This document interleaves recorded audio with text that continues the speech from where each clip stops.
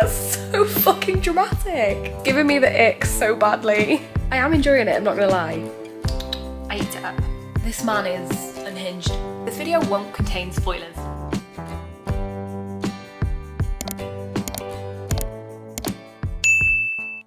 Hey book besties, welcome or welcome back. My name is Siân. Yes, I'm starting off this video wearing my hoodie. I have my pyjamas on underneath here and quite honestly, I really don't care. I'm having one of those days. I may have a full face of makeup, but trust, I'm in my pyjamas. You know when you just have one of those days where you're getting period pain, you literally just feel like shit. The girls that get it, get it. I was supposed to go to the gym today and I literally couldn't think of anything worse, so I just stayed home and made some content instead to cheer myself up. And this evening, I'm just gonna read a book. So I thought let's just do a little reading vlog. I'm reading Pretty Pink Poison by Shane Rose. Shane Rose normally writes contemporary romance, but this is a dark romance. It's a dark mafia romance, in fact. Mafia romance is my favourite. It's my favourite genre of all time. I absolutely go feral for mafia romance. I don't know what it is, but I eat it up. So I thought let's vlog it. Should I do spoilers or no? I'm pretty sure this has only just been released actually. Let's not do spoilers. This video won't contain spoilers. It'll just contain some of my thoughts and reactions. I'm gonna go upstairs. I have an upside down house and my lounge is upstairs. I'm gonna go up and get my electric blanket on because it's absolutely fucking freezing in the UK. Like, apparently it's forecast snow in Manchester this weekend. It hasn't today, but it has been absolutely Baltic. I went to walk the dogs this morning and I was freezing to death. So I'm gonna go up, get my electric blanket, gonna get cozy, and I'm gonna read this. It's 8 o'clock. Do we realistically think I can read this in one sit-in? My delusional ass says yes. There's a lot of fireworks going off tonight and I'm not really sure why. Maybe people celebrating like Halloween a little bit early. Regardless, let's go. Okay, so she's got a dad who doesn't give a shit about her, which is like typical mafia romances. Quite often the dad will like sell the daughter off in like an arranged marriage. He's made like a shady dealing with a business partner who's also in the mafia, and instead of killing the dad at the time, they basically agreed to sell their daughter to one of their sons, like their eldest son. So there's an arranged marriage and her dad's an arsehole. So there's 3 brothers. She's in love with the middle one, Bane, but she's been promised to the eldest one, Rafe. I think I have an inkling where this is going already. I think we might have an enemies to lovers on our hands here, but a forbidden romance enemies to lovers because she's engaged or betrothed to his brother. But he seems like a bit of an arsehole, not gonna lie. So the dad's an arsehole and the MMC is an arsehole. Although I haven't had his POV yet. I'm only on chapter 2. Okay, we have his POV for chapter 3. I'm not gonna lie, I really don't like his name, Bane. Like the bad guy from Batman. Isn't Bane the one who talks like with that thing over his mouth? That's Bane, right? No one cared who I was till I put on the mask. So bro is just as obsessed with her. Battery died. This man is unhinged. Like, he is unfucking hinged. He just gouged out the dean of the university's eye because he stared down her top.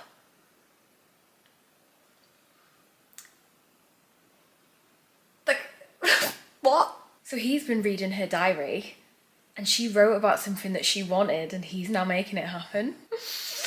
I'm not gonna lie, the writing is kind of bad. I'm 18% in, but I'm eating it up. The writing's bad, but I'm here for it. Okay, we've just had a 8-year time jump, but nothing, I mean, stuff has happened, but nothing significant that would make me be like, oh my god, as if this is happening for 8 years. Do you know what I mean? Curious as to what's about to happen and what's about to be revealed from the last 8 years. Oh, shit's going down. So it doesn't seem like things have happened in the 8 years, but 8 years have passed. Things were carrying along as they were, and now shit's happening. The one that she's supposed to marry is also an arsehole. All the men are arseholes. Shit is still going down. So she was engaged to the older brother, right? I'm not gonna give like major spoilers here, just obviously the romance is between her and Bane, who's not the one she's meant to marry. So it's 8 years in the future. Something's happened and now the one she's meant to marry, Rafe, basically wants 5 more years before they have to get married. The dad is an absolute bastard and he doesn't trust her to like live by herself, so he's given her over to Bane to like watch over her for the next 5 years. So she's like living with him now. They were just having dinner with a few people, like business partners around the table, and he'd killed somebody. So she's like lost her appetite and he's like, you better eat that food. And she's like, I'm not really hungry. And he'd gone on and on about it anyway. She'd started to feel unwell, so she left the table and she fainted.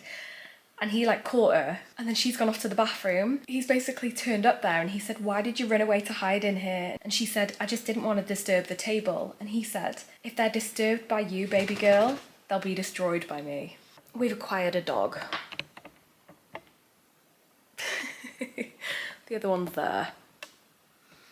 Never too far away. One thing I have to comment on with this is that the MMC Bane, he kind of contradicts himself. His whole thing is that he's like an arsehole. He's really impulsive. He's like harsh and blunt. Doesn't really give a shit. And with stuff that's happened, he like hates her now. But then keeps doing really sweet things and is acting really sweet. And I know that's part of like the enemies to lovers, but I feel like it's giving contradiction. I feel like he shouldn't be saying all of these nice things, and like just some of the scenes where he's found out something, regardless of the context, which he wasn't aware of, but he should have hated her for what he thinks he knows. But he was still sweet to her in between being horrible to her, and it just was kind of giving whiplash a little bit. I'm 38% in now, and I am enjoying it, I'm not gonna lie. You okay, sir? Come here. Come here. Come. Oh, okay. Oh, he wants the belly rub. Ready? Oh. It's a very awkward angle, Benny. Big baby. Tell me why it's so good when there's a scene around a dinner table in a Mafia romance where somebody's about to get shot. The tension over dinner. I'm here for it. So, the book is called Pretty Pink Poison, right? And his nickname for her is Pink. And sometimes he calls her Pretty Pink, and sometimes he calls her Pretty Pink Poison, and it's giving me the ick so badly. There is absolutely no need. Pretty Pink Poison. Doesn't exactly roll off the tongue. So the FMC has a gluten intolerance. She's living with Bane. She won't tell him she's gluten intolerant, so he's sending meals up to her that she's not eating. And when she's invited down, when he's got like business dinners and that, she won't eat at the table. But she won't tell him that she's got an intolerance because her dad used to make her feel like she was an inconvenience for having it, and he pretended it didn't exist, basically. So she won't tell Bane. So she's like losing weight rapidly, and he's like, "What am I doing wrong?" I don't know why it has to be such a big fucking secret. Just tell him. It's not a big deal. It's just annoying me, I'm not gonna lie. Just tell him. Just tell him. Okay, he's finally found out about her gluten intolerance, right? He's drunk, he's turned up at her room, and she'd said something about, "I just wanted a damn burger with a gluten-free bun," and he was like, "Under your robe," basically, because if you're gluten intolerant, you get like rashes. And she was like, "No." So she's fucking drugged him because she didn't want to show him the rash. She ended up showing him, so he's seen the rash, and she says gluten intolerance, and she shrugged. And he said, "Fuck me, I didn't test for that, I missed the most important thing. Slit my throat." What? What? What the fuck? That's so fucking dramatic. He's basically been getting a nurse in to test her for things because she's fainted a couple of times, and give her vitamins and things because he's noticed that she's losing weight and he doesn't know why, because he feels like he's feeding her enough. And he's saying, "I didn't test for that. Slit my throat."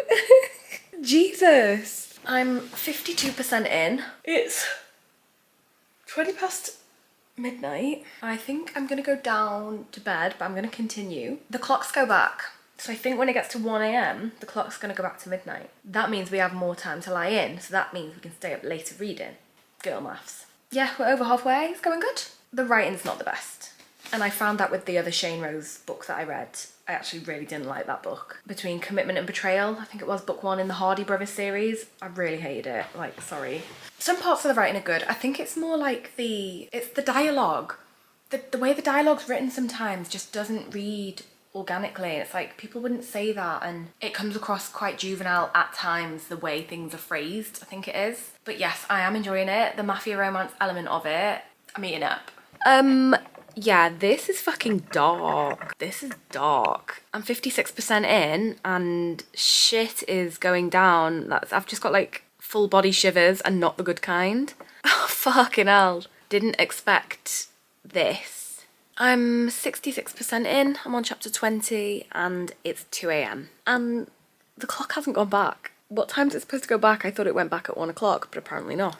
The wild thing that happened has not been glossed over, but it didn't go as in depth as I would have liked into that, and now we're moved on to something else. It's not the best, but it's entertaining. I am literally only just getting to sit down today to start reading. It's been a hectic day. I'm editing my draft of Hellbent, which is the second book in the Hellraiser's MC series that I'm releasing in literally a month. So I'm just getting my final draft ready.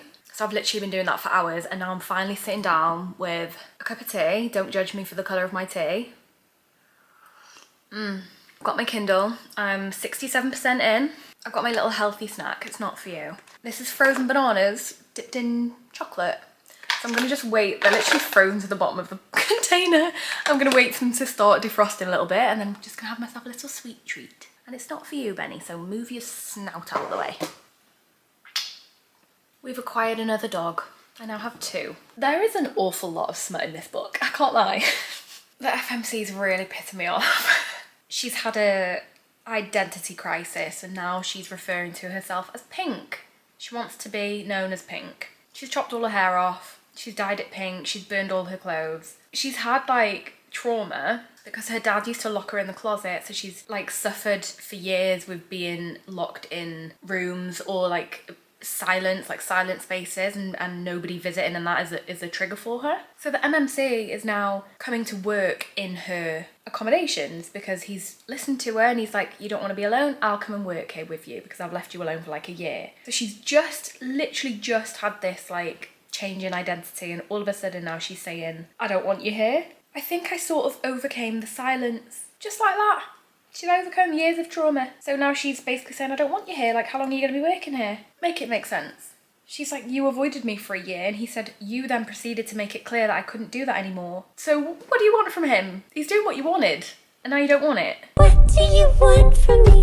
What do you want from me? Okay, so we've got some crossover with her other series, the Hardy Brothers Billionaire series or whatever it's bloody called. And a few of the girls are like friends with Pink now. But the friendship's been very, very glossed over. All of a sudden it was she turned up and we built a friendship, and now they're just having scenes together with no explanation as to how they became friends, which is something that I do like to see in books. I like to see all elements of the relationship to the main characters. So, okay, a lot is going on right now with all these couples from the other series.